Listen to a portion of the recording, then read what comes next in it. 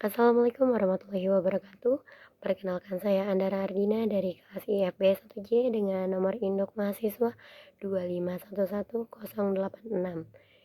Di sini saya akan membawakan materi bab ke-8 dengan judul Bahasa Indonesia dalam Diplomasi Internasional dan Identitas Bangsa. Bahasa itu bukan sekedar alat komunikasi, tetapi juga alat diplomasi, penyebaran budaya, dan penegasan identitas suatu bangsa. Dalam konteks Indonesia, bahasa Indonesia telah menjadi simbol persatuan nasional sejak era pra-kemerdekaan. Saat ini, peran bahasa Indonesia meluas hingga ke kancah internasional, baik dalam konteks hubungan diplomatik, kerjasama budaya, hingga pengajaran bahasa di luar negeri. Untuk pembahasan yang pertama, kita akan membahas bahasa Indonesia sebagai identitas bangsa. Sebelumnya, kita akan mengenal sejarah singkat bahasa Indonesia. Bahasa Indonesia berasal dari bahasa Melayu yang telah lama digunakan sebagai lingua franca di wilayah Nusantara.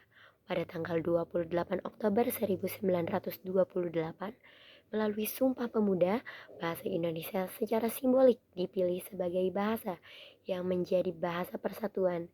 Sejak itu, bahasa ini menjadi alat pemersatu bangsa yang terdiri dari ratusan etnis dan bahasa daerah. Sejak kemerdekaan, bahasa Indonesia juga diresmikan sebagai bahasa negara melalui UUD 1945.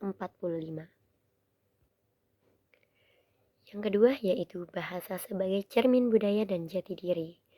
Bahasa Indonesia memuat nilai-nilai luhur bangsa seperti gotong royong, musyawarah, dan juga kesopanan. Selain itu, perkembangan kosakata dan sastra Indonesia menggambarkan dinamika sosial, sejarah perjuangan, serta pandangan hidup masyarakat Indonesia. Maka dari itu, bahasa Indonesia bukan hanya alat komunikasi, tetapi juga cermin kepribadian bangsa. Yang ketiga, bahasa Indonesia sebagai representasi soft power. Dalam hubungan internasional, soft power mencakup pengaruh yang muncul dari budaya, nilai-nilai, dan juga kebijakan luar negeri yang menarik. Bahasa Indonesia melalui diplomasi budaya dan juga pengajaran di luar negeri menjadi alat penyebaran pengaruh Indonesia yang tidak mengandalkan kekuatan militer atau juga ekonomi semata, tetapi melalui pendekatan yang bersifat persuasif dan juga kultural. Selanjutnya, bahasa Indonesia dalam diplomasi internasional. Yang pertama, bahasa sebagai alat diplomasi. Dalam forum-forum internasional, bahasa Indonesia digunakan untuk perwakilan Indonesia untuk menyampaikan pandangan, kebijakan, dan juga sikap politik. Penggunaan bahasa Indonesia dalam pidato resmi atau diplomatik mempertegas identitas kedaulatan bangsa. Contohnya Presiden Indonesia sering menggunakan bahasa Indonesia dalam sidang umum PBB atau konferensi internasional lainnya dengan penerjemah simultan. Yang kedua, pengajaran bahasa Indonesia untuk penutur asing atau BIPA. Program BIPA bertujuan untuk mengenalkan bahasa Indonesia kepada warga negara asing, dikelola oleh Badan Pengembangan dan Pembinaan Bahasa. BIPA telah berkembang pesat menjadi jembatan pengenalan budaya Indonesia di berbagai belahan dunia. Lembaga dan universitas di lebih dari 45 negara telah menyelenggarakan program BIPA yang tidak hanya mengajarkan bahasa Indonesia, tetapi juga budaya, sejarah, dan kesenian Indonesia. Yang ketiga, kerjasama internasional dalam bidang bahasa dan budaya.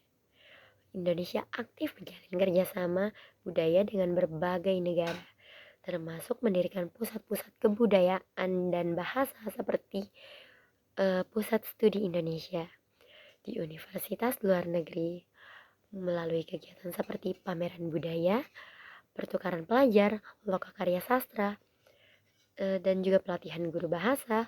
Bahasa Indonesia diperkenalkan sebagai bagian dari diplomasi budaya. Hal ini juga meningkatkan minat terhadap Indonesia secara umum baik di sisi pariwisata, pendidikan maupun investasi.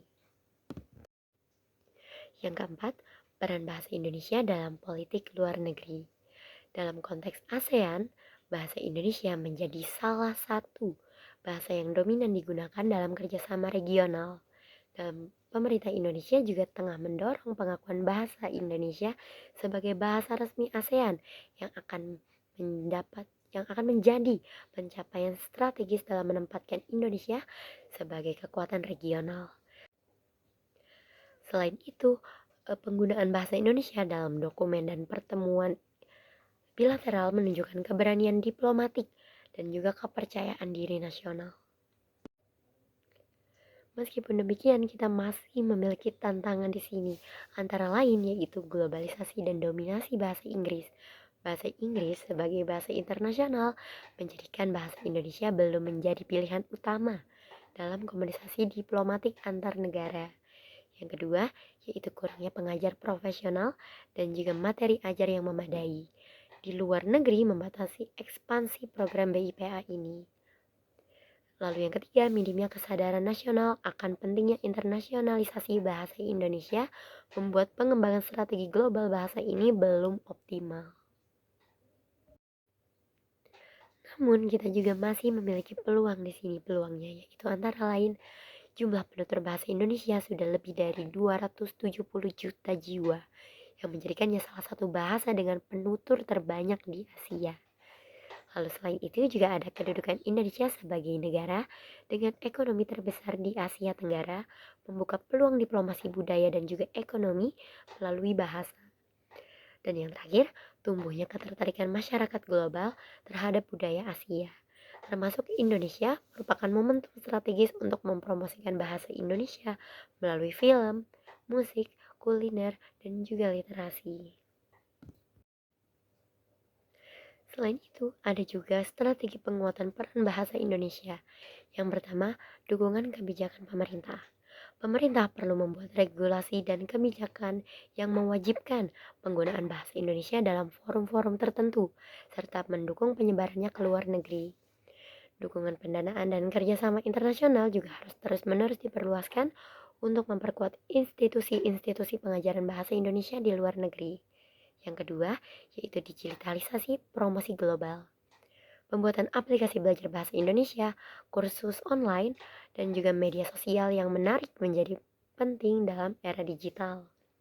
Bahasa Indonesia juga bisa dipromosikan lewat konten budaya populer seperti film, lagu, web series, dan juga game berbahasa Indonesia yang diterjemahkan ke dalam berbagai bahasa. Lalu yang ketiga, yaitu kolaborasi dengan diaspora dan juga lembaga budaya. Warga negara Indonesia di luar negeri bisa dilibatkan sebagai duta bahasa dan juga duta budaya, termasuk melalui kegiatan komunikasi pengajaran sukarela. Kerjasama dengan berbagai lembaga budaya seperti kedutaan besar, institusi pendidikan, serta UNESCO bisa memperluas pengaruh bahasa Indonesia secara sistematis dan juga terencana.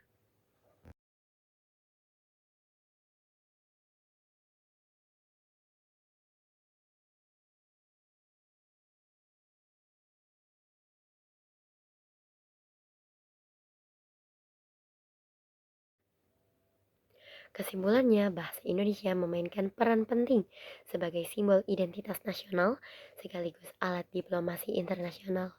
Dalam era globalisasi, tantangan untuk menjadikan bahasa Indonesia lebih dikenal secara global harus dihadapi dengan strategis komprehensif dan juga kolaboratif melalui diplomasi bahasa, penguatan budaya, dan juga kerjasama lintas negara.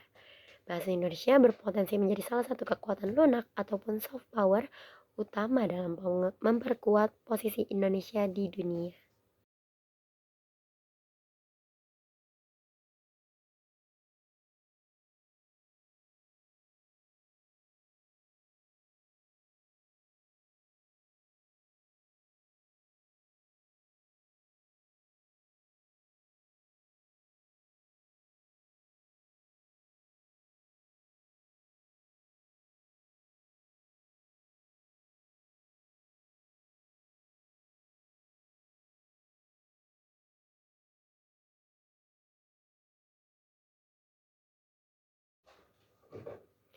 Baik, itu saja untuk materi yang saya sampaikan pada hari ini.